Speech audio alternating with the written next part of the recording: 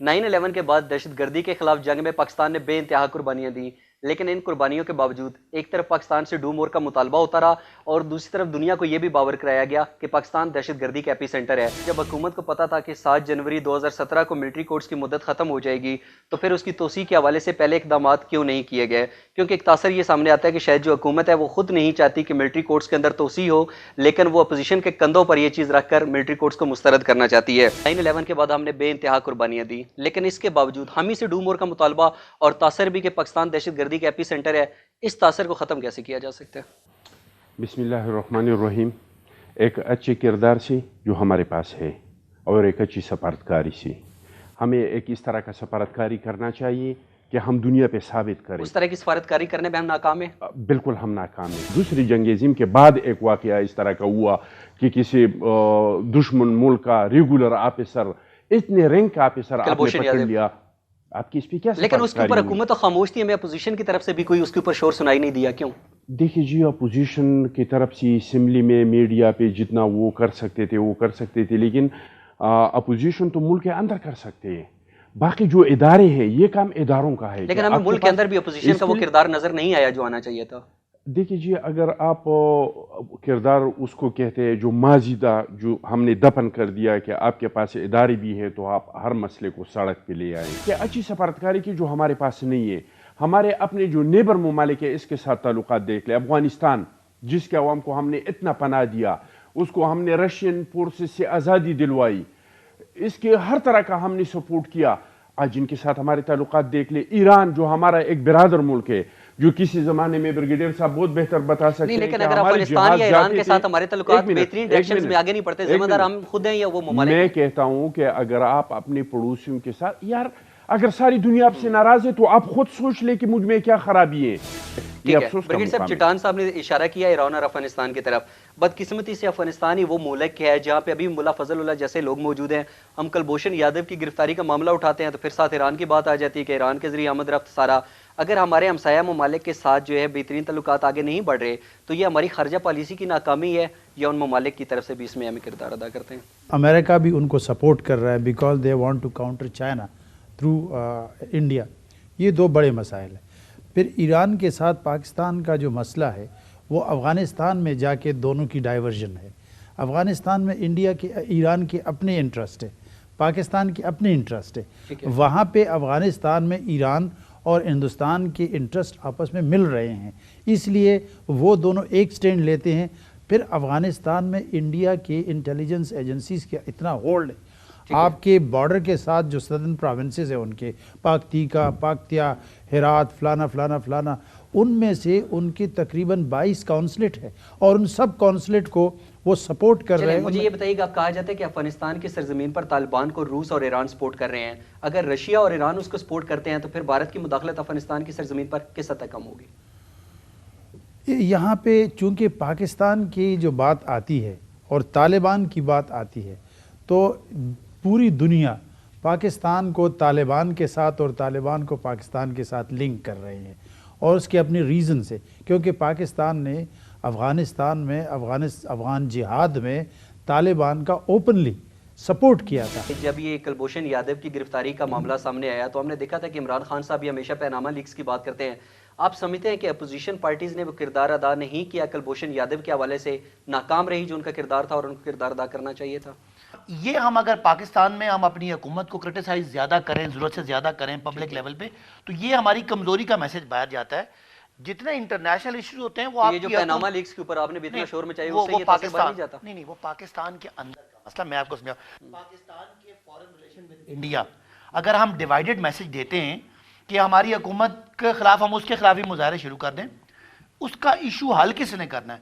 وہ فورم ہے international forum پہ پاکستان کی ایمبیسیز، پاکستان کا فورن آفس، پاکستان کا فورن منسٹر جو اس وقت بیچارہ نیا پاناما زدہ ہو گیا، ٹھیک ہے، اس نے حل کرنا ہے۔ ہماری اندر کی سیکیورٹی کی انفارمیشن، جب آپ لوگ خود ہی پارلیمنٹ میں نہیں جاتے تھے تو اس میں حکومت کا کیا گیا؟ نہیں، پارلیمنٹ میں جانے کی بات نہیں ہے۔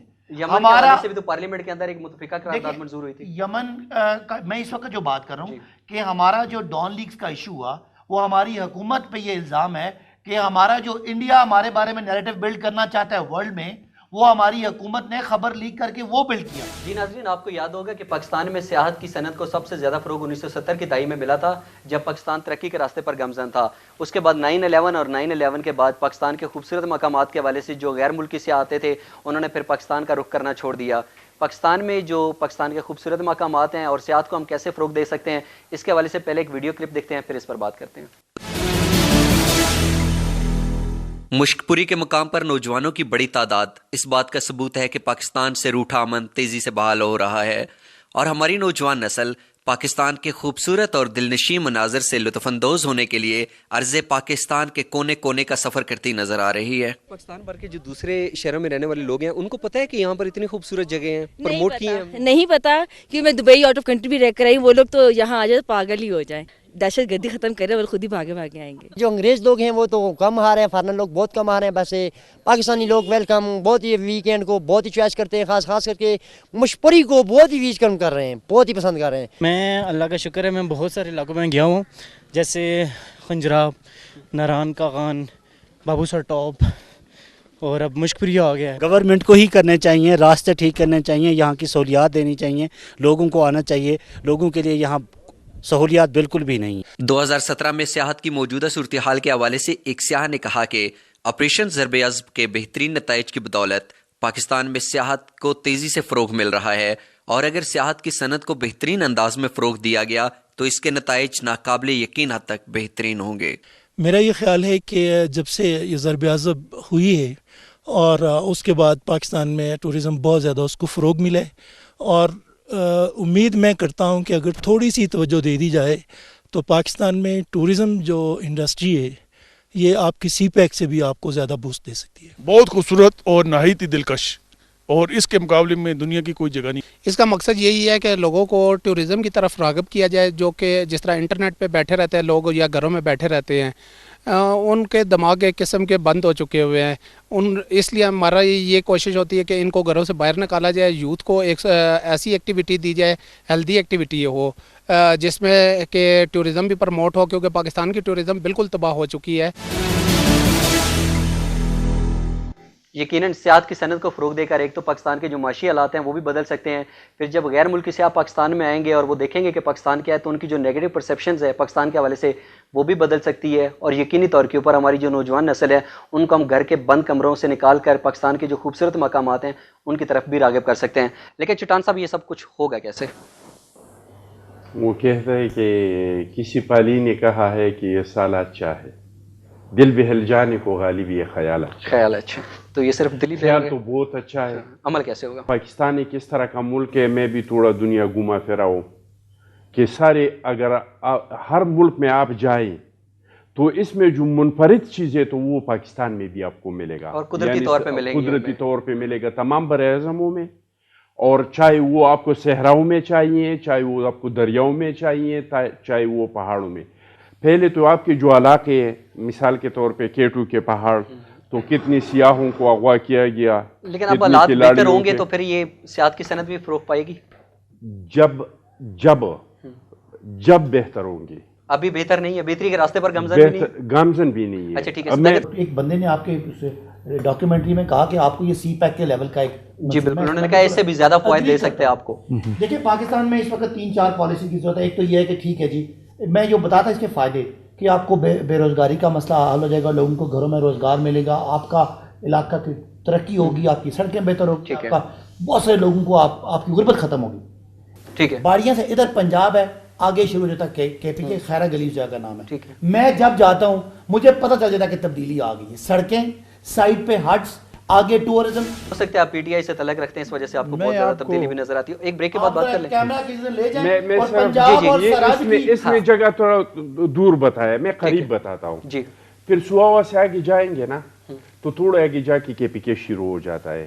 آپ گاڑی میں آن کے بند کریں، جہاں پہ تم شروع ہو گیا آپ سمجھے کے پی کے شروع ہوا. اور گلیات کی بات کر رہا ہوں جو چلے میں یہ قریب ہے، اتنا دور کا نہیں کہہ رہا ہوں. آپ کو یاد ہوگا ایک طرف تو کہا جاتا ہے کہ جو ملٹری کورٹس کے فیصلے تھے اس کے بعد پاکستان میں کافی حد تک امن آیا، لیکن جب ملٹری کورٹس کے حوالے سے اس میں ترمیم کی جا رہی تھی تو جو درخواست گزار تھے انہوں نے سپریم کورٹ کے اوپر نقطہ اعتراض بھی اٹھایا تھا، اور آپ کو چیئرمین سینٹ رضا ربانی صاحب کے آنسو بھی یاد ہوں گے. اب اگر توسیع کے حوالے سے مشاورت کی جاتی ہے تو ملٹری کورٹس پر پیپلز پارٹی کہاں سٹینڈ کرتی ہے؟ دیکھیے جی، ایک مخصوص حالات تھے اور ہم نے ملٹری کورٹس بدل ناخواستہ قبول کر دی. اس کے بعد حکومت کے پاس 2 سال کا ٹائم تھا. جمہوریت میں ملٹری کورٹس کا تصور ہی نہیں ہے. ملٹری کورٹس کی وجہ سے دہشت گردی کے واقعات میں کمی آئی؟ میں سمجھتا ہوں کہ تھوڑی بہت آئی ہوئی ہوں گی، لیکن اب مجھے یہ بتائیں ملٹری کورٹس نے کتنے لوگوں کو پھانسی پہ چڑھایا؟ 12 لوگوں کو. 12 لوگوں کو. اگر 1200 لوگوں کو بھی پھانسی پہ چڑھائے.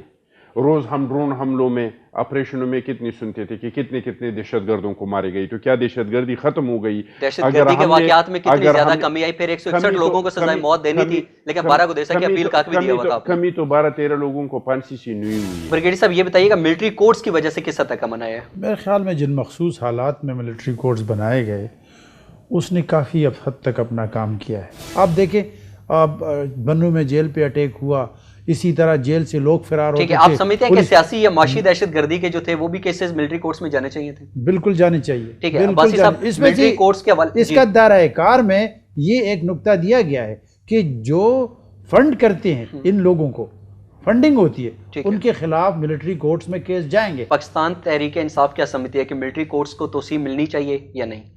دیکھیں ملٹری کورٹس جو ہیں وہ ایک اسپیسیفک سرکمسٹانسز میں آئے تھے اور ان کی ایکسٹینشن ہونی چاہیے کہ نہیں ہونی چاہیے. اس میں ایک کمیٹی بنی ہے جس میں ہمارے شاہ محمود صاحب اس کمیٹی میں ممبر ہیں. تو وہ حکومت اگر اس ساری اپوزیشن کو آن بورڈ لے اور ساری ملک کی جو قیادت ہے، وہ ملک کی جو آپ کی سیکیورٹی ہے، اس سے بڑا اہم کوئی ایشو نہیں ہے. حکومت اعتماد میں لے. ضرورت تو بہرحال ہے، ضرورت کیونکہ متبادل ہمارے سامنے ابھی تک نہیں ہے. دہشت گردی کا جو روکنے کی سب سے بڑی وجہ ہے نا، وہ اصل میں ضرب عزم ہے. چٹان صاحب آپ سے یہ پوچھوں گا، آپ کو یاد ہوگا کہ جو پنجاب کے وزیر قانون ہے رانا سنولا، انہوں نے پہلے ملٹری کورٹس کے حوالے سے شدید مخالفت کی، بعد میں ان کا جو لہجہ تھا اس میں نرمی آ گئی. چودھری نثار علی خان جو تھے انہوں نے کہا کہ انسداد دہشت گردی کورٹس میں اب یہ سارے فیصلے بھیجے جا سکتے ہیں جب تک ملٹری کورٹس نہیں ہیں. ٹھیک ہے، تو ابھی مجھے یہ بتائیے گا کہ آپ کیا سمجھتے ہیں کہ حکومت خود چاہتی ہے کہ ملٹری کورٹس کو توسیع ملے یا وہ صرف اپوزیشن کو سامنے لانا چاہتے ہیں کہ یہ کہیں کہ نہیں اور ہم کہیں کہ ٹھیک ہے؟ دیکھیں اگر حکومت چاہے تو یہ اس طرح کا حکومت نہیں ہے. خوش قسمتی سے یہ 2/3 میجارٹی کا حکومت ہے ان لوگوں کا.